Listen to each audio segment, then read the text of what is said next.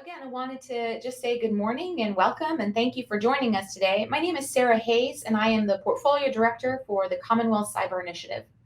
That means that I am responsible for two of the three mission lines for CCI. CCI is a state-led investment in making Virginia the global center of excellence in cybersecurity, research, and education. And the way that we do that is by investing in research that has an incredible impact, and especially an economic impact in the state of Virginia. So the belief is that if we can invest in leading edge technology and cybersecurity research and education, that will lead to greater innovations and that will lead to greater commercialization opportunities. And of course, that will all include opportunities for students of Virginia higher education institutes to have unique and meaningful experiences in the workforce while they're still working on their studies. So CCI, as I mentioned, has three missions statements, and the first is research, and the second two are innovation, commercialization, and workforce development, and I'm responsible for the latter two.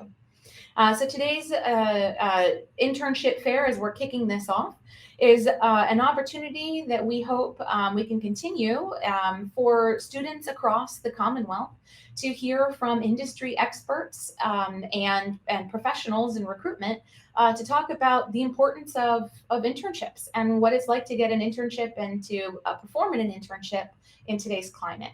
So today's panel this morning is really focused on government industry leaders. And we recognize that government is a unique industry that is somewhat different from private or even academia. So we're very excited to have our panelists join us today. Unfortunately, we might be facing some technical issues. I'm not sure that we'll hear from all of our panelists, but we're going to try our best to get everybody on. Oh, look, we have another panelist just as I am speaking. So this is wonderful. I'm just going to keep stalling here.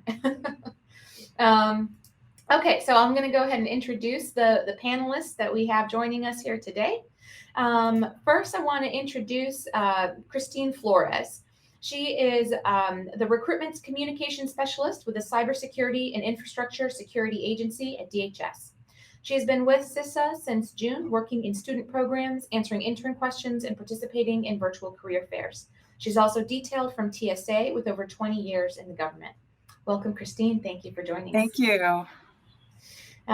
Next, I'd like to introduce Ms. Malikah Mikki Smith, who serves as the Chief Information Security Officer and Director of the Cybersecurity and Enterprise Architecture Division within the Office of the Chief Operating Officer at Health and Human Services Office of the National Coordinator for Health IT. Mikki's tenure of government service with ONC has included serving as the resident cybersecurity expert for health IT policy and governance, operational technology, and cross-organizational collaboration. Thank you for joining us, Mikki. Thank you. Good morning. And finally, I'll introduce our last panelist, and hopefully she'll be able to join us, Ms. Tara Watson, who is an HR professional with over 20 years experience and is currently working as a strategic recruitment specialist with the HR consulting branch, the Office of Human Resources, in the U.S. Department of Health and Human Services located in Washington, D.C. So hopefully Tara can join us here shortly. Again, thanks for joining us today. I'm going to start with a couple of questions for the panelists that they can both answer, or perhaps, if one person has a better answer than another, we'll maybe just riff off one another. And then we'll leave open some time for Q&A from the participants. All right. So the first question, and I'll direct this to you, Mikki. What education and skills are you looking for in your programs? What type of projects should interns expect during their time in your program? Hi, thank you. That's a great question, and thank you for having me. I'm happy to speak to all the potential interns this morning. So at ONC, our cybersecurity program has it's dual-faced. There is an operational side of the house, which means we are focused on establishing a robust cybersecurity program within ONC to protect ONC specific data and systems. And then we have as our role as the national coordinator, we have a heavy coordination role, including with our internal HHS partners within the Department of Health and Human Services, like the Office for Preparedness and Response, the Office for Civil Rights, and other stakeholders within HHS to coordinate with in matters of cybersecurity as it relates to the health sector, and then coordinating with the health sector themselves via joint councils like the Health Sector Coordinating Council. So the skills that we would be looking for me in particular, would be skills around being able to ingest and interpret and analyze policies that are coming out. We understand that currently in this environment, where cybersecurity has hit a very high note, with our administration and the priorities that they've placed on that for our critical infrastructure, being able to being able to take the policies that have been published, the executive orders that have come out, and sort of boil them down to, what does this mean to our agency? What does this mean for us internally? What does it mean for our stakeholders? That's key. And for the collegiate students, I'm sure that is something they are very used to as they pursue their degrees, being able to do that research, internalize those policies, and then be able to sort of articulate, what is the impact of those policies across the board. So that is definitely one skill that we look for in our interns, to be able to contribute in that area, because there's so much out there that needs to be or should be looked at, and there's not a whole lot of resources to spend the time. So we really leverage our interns to assist us with doing that, and in turn benefit them as they're learning about the environment, learning about how these initiatives from a cyber perspective impacts our stakeholders in the health sector, and what are some of the concerns around that as it relates to parlaying cybersecurity over to patient safety and patient access, which ONC is charged with. So that's just a couple of things there. Thank you so much. Christine, I'm going to send it over to you and kind of ask the same question. So again, what education and skills are you looking for in your program, and what type of projects should interns expect to work on during their time in your program? Yes. So I'll first to understand a little bit what CISA does. We advise on cyber and physical risks to the nation's critical infrastructure.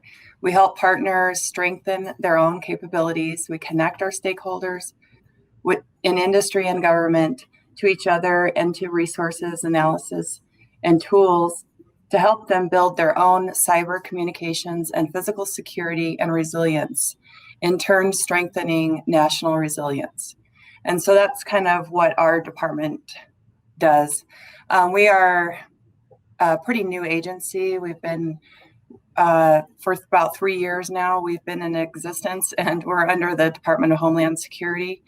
And so, with all of the things going on in the news and everything, you can tell that we are a growing agency. We definitely are hiring a lot of interns, and we think that interns are very important. We are looking for interns studying, that could be computer science or cybersecurity. Most of them have their degrees in that, and then some are getting their masters as well in those degrees, in those fields. And we currently are going to be hiring pathways interns in the fall, and those announcements come out on USA Jobs in the fall and the spring. And so we're going to be hiring for those interns probably in the next couple of weeks here. So to keep an eye out for those announcements coming out. The kind of projects that our interns work on, we had done like a marketing survey this last summer, and polled all of our interns and asked like what kind of major projects they were working on. And so I can read some of these. Worked on the new concept of operations version 3 for threat hunting division, developed briefing presentation on CISA's legal authorities, worked on developing Mamatis and a dead box Linux exfiltration and triage tool, developed modifications to the aircraft kit in Cobalt Strike to help automate generating malicious executables to DLLs that can evade standard antivirus solutions, worked on developing proof of concept lab exercise for a responder, which allows a malicious actor to steal hashed logins from a deprecated DNS protocol. I mean, there's some of them are kind of complicated. I can hardly read them, but since I'm in recruitment, I have an excuse, I guess. But yeah, they do work on a lot of really cool projects, and there's a lot of different divisions within CISA.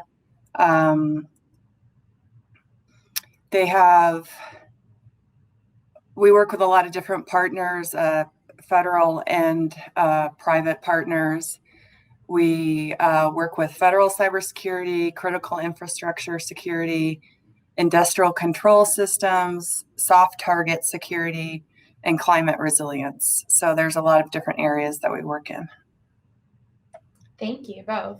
I think what we can agree on is that even in cybersecurity, there is actually a very wide variance in the kinds of projects that somebody could intern for and still call it a cybersecurity internship, right? I mean, we're looking at policy, we're looking at something that is incredibly technical, and things that are a little bit in between on those two extremes of the gamut there. So that's, I think, really important to know as you're a student going through college and you think, well, I know that cybersecurity is, you know, the hot field right now, but I have a major and it's not cybersecurity.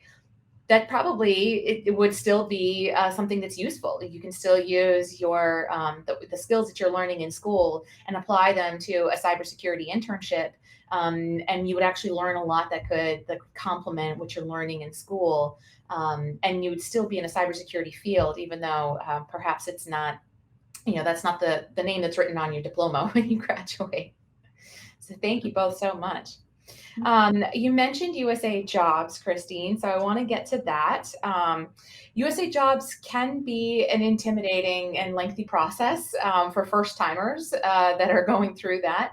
What are some tips you might be able to provide to students that are filling it out for the first time? Do you want me to respond? Sure, Okay. yes, please. Okay. So USA Jobs, you'll need to go on there and you need to really familiarize yourself with USA Jobs. I would recommend just going on there and taking a look at all the different job opportunities. And then they do have a way to save a search in there where you can actually, jobs that interest you, you can save within USA Jobs, because you don't know, they come out with new jobs every single day. And so if there's a certain interest, like internships that you're interested in, then you can save that search within USA Jobs, and then they'll notify you when those become available. I would also recommend just making sure that your resume reflects what they're asking for in the qualifications of the job announcement, just to make sure that really it covers everything. And for federal resumes, you know, it really doesn't have to be a one-pager like in private industry. They're really looking for a longer resume because they want to be able to see all of the duties that you have, you know, done in your previous jobs or your accomplishments. And they're not going to just guess, since you were a computer engineer, that you know all of the, you know, the different qualifications that are within that field. You have to really list all of those out. And most federal resumes are about 5 pages long, is from what I understand. For an intern, you know, it's going to be 2 to 3 pages because you obviously don't have that experience. list, but yeah, just make sure that you really reflect what's in the qualifications.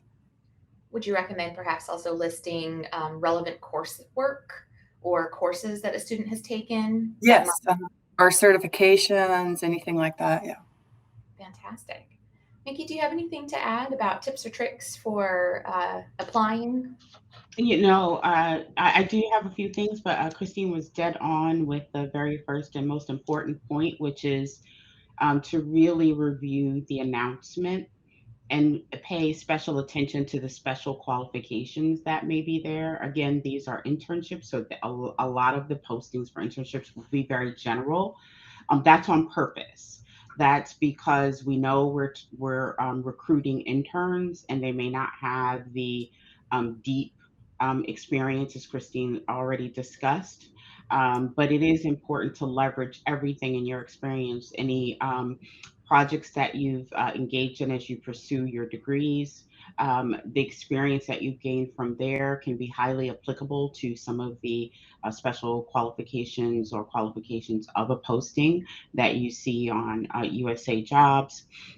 Anything that you've done that may not necessarily be professional, right? It could be things that you've done in your organization, in your community, projects that you've joined as a part of some other group. If you've participated in nonprofits, or you started a entrepreneurial program, anything can be and should be included in your experience that supports how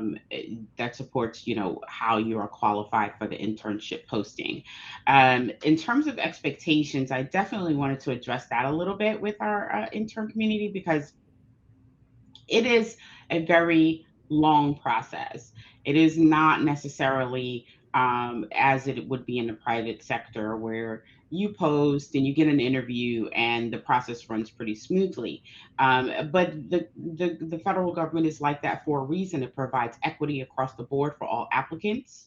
And it keeps us ensuring that our expectations and your expectations are being met. And of course, because we're the federal government, we have lots of guidelines and regulations that we need to comply with for your protection and for the government's protection. So try not to think of it as a bad thing.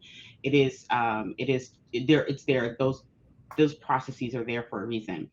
I am sure particularly for an organization like CISA, and even for ONC, and we don't do as technical a level of work that CISA does, like Christine was discussing, but most of the positions that you apply for will require at a minimum a very basic background check.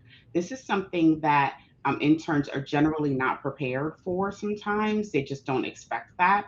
So just make sure you have your ducks in a row when you apply for a position, and then you get selected as an applicant. It's a very exciting time, but that's when the real paperwork starts to happen, right? So you're going to have to be prepared to answer questions about your background, but depending on the level of investigation that you will be getting will depend on the intensity of the background check. So just be prepared and have, prior references available, all that information, contact information ahead of time, so that you can get through that process and you won't feel as overwhelmed if you're sort of pre-prepared to respond to that. And the last tip that I have is you may apply for many postings for internships with many organizations. You should try as much as possible to tailor your resume to each of those postings, because every organization is looking for something different. So as you pay special attention to what the qualifications say, and to reiterate Christine's point of really paying attention to every detail of what they're looking for, make sure that you tailor your resume as you start to apply for those things. So you may have many resumes, iterations of your resume that you upload for postings, but this is helpful to the hiring and recruiting officials within the organization to help ensure that your resume rises to the top of qualified candidates for the internship. Along that note, I have a question that I see sometimes often debated, and that's the topic of cover letters. Are those required with USA Jobs for internships? Does that depend on the posting, and do you recommend them? I think it does. From my experience, and Tara would be great here as a recruitment specialist. But from my experience, they are not generally required for a USA Jobs posting. Um, but I do believe there is generally an opportunity to upload cover letters as a part of your package should you choose to do so. Christine, I'm not sure what your experience is in that area. Yeah, I don't think they are required, but it does kind of give you an idea of like what area of interest they have as far as CISA goes with interns, because there are a lot of different divisions. And so we could kind of see, well, this person really is interested in the vulnerability section or the threat hunting section, or, they kind of map out where we can maybe place them. That's the only thing. They're just not required, but it does kind of give the person looking at the resume a little bit of guidance on where they would be interested in. Great, thank you. And I guess I should have said, I mean, we've been talking about USA Jobs because we are familiar with it, but for somebody who might be a first-time applicant, is USA Jobs really the best way to apply for internships as well as full-time employment with the federal government? Christine, I'll let you. Okay. Well, there are a lot of different internship programs. So there's a internship program called Scholarship for Service, for example, and that you actually apply through your university to be eligible for that internship. And those internships are a little bit different than applying through USA Jobs. You actually send in your resume and transcripts, but you have to be accepted into that program in order to be able to facilitate that whole avoiding USA Jobs, basically. The Pathways internships are through the USA Jobs. We also have some volunteer internships. Those are non-paid, and those are another one where you don't have to go through USA Jobs.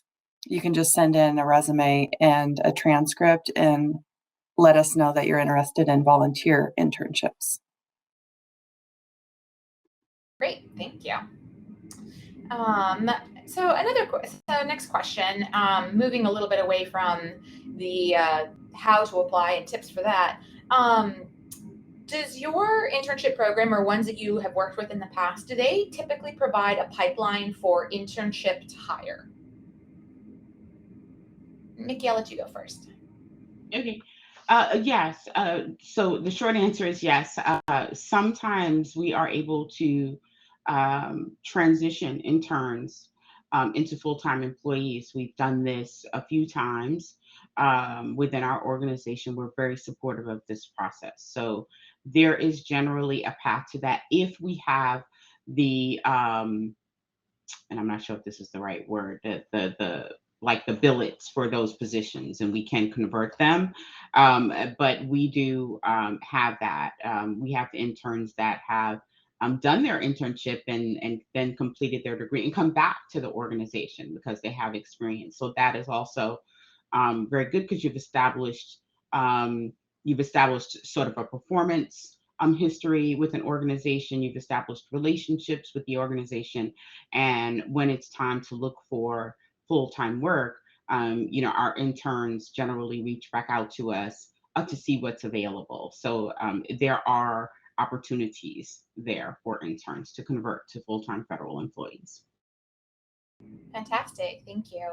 Christine, I'll let you go next. Now I'm going to continue muting while the garbage truck takes care of the garbage cans outside. Yes, I would agree with Mikki.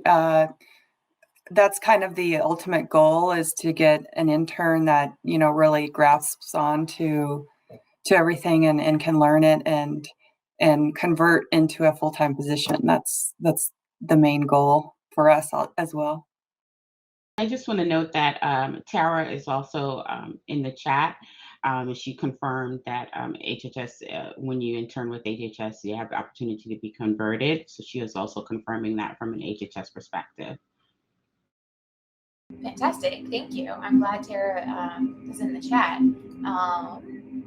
Speaking of the chat, since you brought it up, I did post a welcome note. I don't know if everybody was able to see it, but that's great if you're able to see it.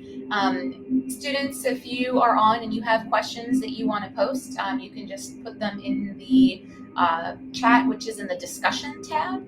So if you open that up, you should be able to see a chat box, and then you can post your question there, and we'll get to those questions here shortly. So I think we talked about this a little bit. Oh, we lost Christine. So we talked about this a little bit, but if you could just maybe hit on this again, why are internships so valuable to your organization? Yeah, internships are valuable for our organization because it gives, it's a reciprocal, mutually beneficial project. And ONC is very supportive of interns. We generally participate in most all of the intern programs. We believe in that. One of the things why it's so important is it gives us it gives interns, and then it allows us to give the interns a sort of a preview, right, of this is what federal service is like, this is what it's about, here are some of the great and most impactful things that we do, our organization, depending on the organization that you're interning with, for the American people. I'm a lifetime of public service, from military service to federal service. So I do believe in serving the American people, and it also allows them to really bring forward new and innovative thinking. One of the things that as a government organization, a lot of us that have been in for a long time in a career, we're guided by certain rules and regulations, of course, and we have to do things within our authorities, but there's still a lot of flexibility for creative thinking. And one of the things that we value in ONC is having an intern come in with that fresh perspective, particularly as it relates to projects that they're working on as they pursue their degrees, and how we can leverage their insight and fresh ideas and look at things to come up with creative solutions on projects that we're working for it that we're working in as an organization. That is most valuable. And then being able to impact someone's career, whether they decide to stay in the federal government or not, is just an amazing opportunity for us to assist them in learning. A lot of the interns that we have, it's their first time in any office environment. And it's really great to watch them grow and mature, and then take back with them that experience as they pursue their degrees, and then maintain, it's good for building, relationships, and maintaining those relationships throughout their academic career, just to be able to have that touchstone. A lot of our interns also at ONC form their own. We generally have a few interns at a time on board, and one of the things we find is that they find each other, and they establish their own collaborative to talk about their transition into this work environment and what it is like at ONC, to be able to help each other and walk each other through the process. ONC is invested in reaching out to our collegiate community for internships and junior hiring in the federal level. So there's a lot of programs that they've done, like grants for historically Black colleges. We participate in most all of the fellows programs. So to bring those interns more, because we do believe in that, and the benefits for both the interns and the organization. Thank you so much. Christine, I don't know if we lost you for a second there, but the question was, Yeah, we did. okay, glad you're back. The question was, why are internships so valuable to your organization? I know we hit on that a little bit, but if you could just kind of reiterate what makes it so valuable. Well, I think I agree with Mikki, and interns bring in a lot of passion and energy that and innovative ideas, and just new perspectives on projects or things that we're doing, and giving us feedback on how we're doing things and how we can do things better, and just suggestions. And then you can train them to do in all the different departments, and sometimes they might like one division better than another division, and we're able to kind of move them around to make a better fit for them. All around, we've had good experiences with interns. They do network with their fellow interns, so we have the same thing here, where they'll once they find out who each other are, and they will network with each other and communicate with each other on their experiences and what they're working on. And unfortunately this year they had to do all virtual. They were virtual interns, but normally they are working in an office where they can actually face-to-face meet people and work with people. And we're not sure about this next year as far as if they're going to be virtual or a hybrid type of version, or they haven't decided that yet, but normally they are in person in the office working with, face-to-face with everyone. Wonderful. Thank you so much for kind of discussing that topic of hybrid or in person or virtual and everything. And I think the answer these days is to be determined, and we're going to do our best and see what happens. I think that's pretty much every organization's answer at this point. Is there's the ideal and there's what we want to do, and then there's what's reasonable and what we can do. So bear with us and we're going to figure it out, right? Well, thank you both. That's all the stock questions that I had, but now I've got some questions from the chat. And a special thank you to Tara, who's been fielding some of those questions already in the chat room. So it's been very helpful. Somebody asked, are international students eligible for internship positions? Christine, I'll let you go first. For CISA, you do have to be a U.S. citizen to be an intern, and it does require a secret clearance as well. Okay, thank you. Mikki, what about HHS? Yeah, I would say that's probably true for HHS also. That's probably true federal-wide. Mm-hmm. But Tara may be able to confirm, but I believe you do have to be a U.S. citizen. Great, thanks. So I think this question kind of sort of covers a couple of questions, but the question is, are your organization's internships targeted for traditional college students currently enrolled, or do they also accept mid-career switchers who have, for example, graduated from an online boot camp from a state university? I think that also hits somebody else's question, that is, somebody who's already a working professional, but is working on a bachelor's degree. So our interns, do they come from that pool as well, or is it usually your younger undergraduate population? If you're a student, you can apply for an internship. You have to be enrolled as a student, though. Yeah, I would agree with Christine. You just have to be a student. There is no age limit. There's no where you are in your career. If you're a student and you apply for an internship via your school or via an HHS organization, that's the requirement. Great.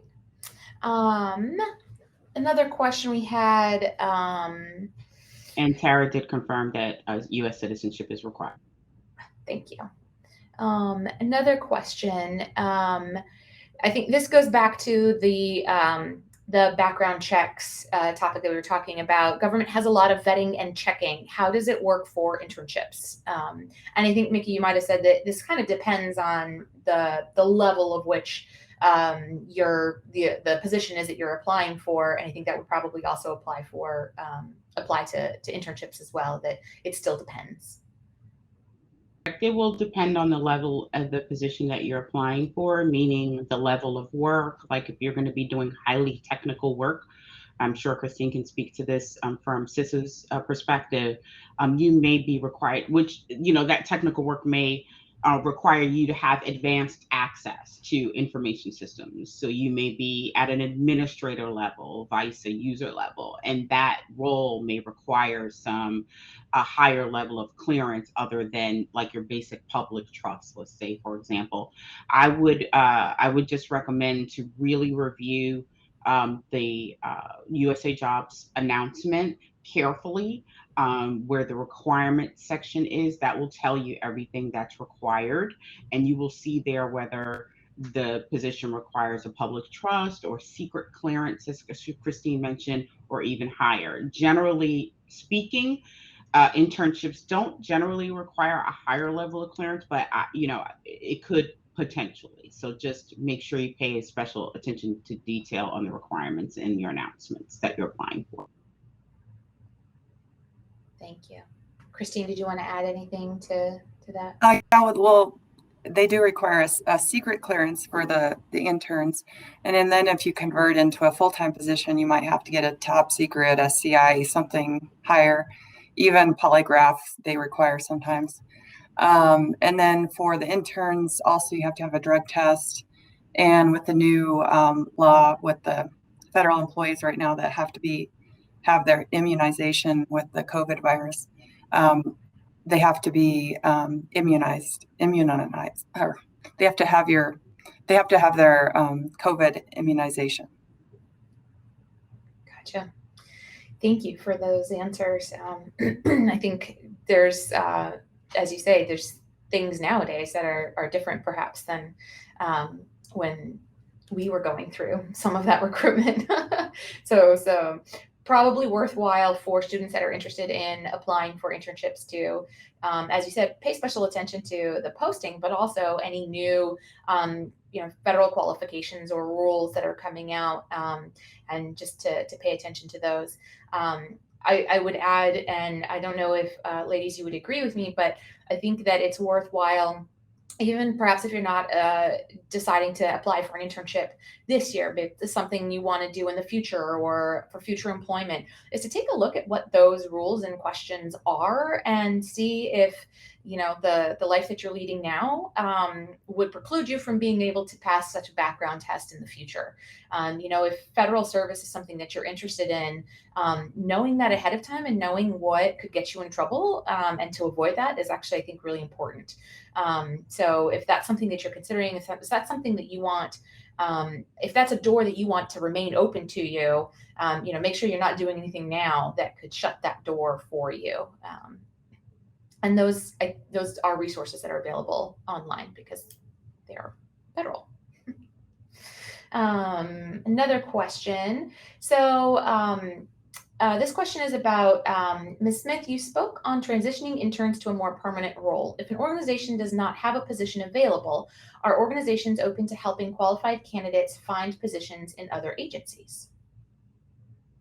Yeah, that's a really good question. So other agencies is a little difficult because we may not have insight into the other agencies, what their positions are. It's not my positions and Christine's positions are going to be two totally different things, and we may not have visibility into that. However, HHS as CISA and Department of Homeland Security are huge organizations. And generally speaking, what we do internally is reach out to our other core cohorts to see if they have positions. There have been a lot of times where I've had an intern, even in the beginning during an interview process, and they've been great. They may not have been a perfect fit for my division and my organization, but I knew that they were a perfect fit for another organization or another division. And I reached out to that division to say, hey, I got a great intern, candidate. Would you like to speak to him, her, and talk to them about a potential opportunity? And it worked out. And not only was that intern brought on for their internship, but they were transitioned over to government. So we do work for great candidates who are looking to make this a career. We do try very hard, if we cannot keep them in our specific organization, to work across the board with other offices internal to HHS to see if there are other opportunities that they can leverage the skills that they've learned and build new skills via positions. So we do try very hard if we can. Thank you. So I have another question that's I think a really great one. So what about a graduate who didn't have the opportunity to intern? Can he or she apply for a job in an organization without job experience in that field? I mean, we are talking about, this is an internship fair. That's primarily what we're talking about here. But for some people, so is that necessary in order to apply for a job these days? So I'm sorry, Chris. I'm sorry, Sarah. What was the question again? I'm sorry. Sure. The question is, somebody who is a graduate but who didn't have the opportunity to intern, would they still be able to apply for a job in your organization without job experience in that field? So I'll just jump in really quickly. So experience is a hallmark of the postings in USA Jobs. But anybody, well, let me go back. In USA Jobs, announcements are generally rated by whether they're targeted to open to the public, or they're targeted toward people that are already existing employees, or there's veterans authorities and things of that nature. However, for most of the announcements that are open to the public, you can apply. One of the challenges will be is trying to parlay what experience you do have to apply to the announcement, because there are going to be requirements or specialized experience that may be requested in the announcement, and you may have a difficult time supporting that experience in your resume. So one of the things is to try to find positions that leverage the skill sets that you already have, and then tie your resume to that. Great, thank you. Christine, I have a question here for you. I know the government hiring process can take a while. Is there an estimate of a response time for internship selection or closing date for the internship process? I usually tell people about 45 days they can expect to hear if they're qualified or not. But there also is the clearance process, which takes sometimes a couple months to get through that.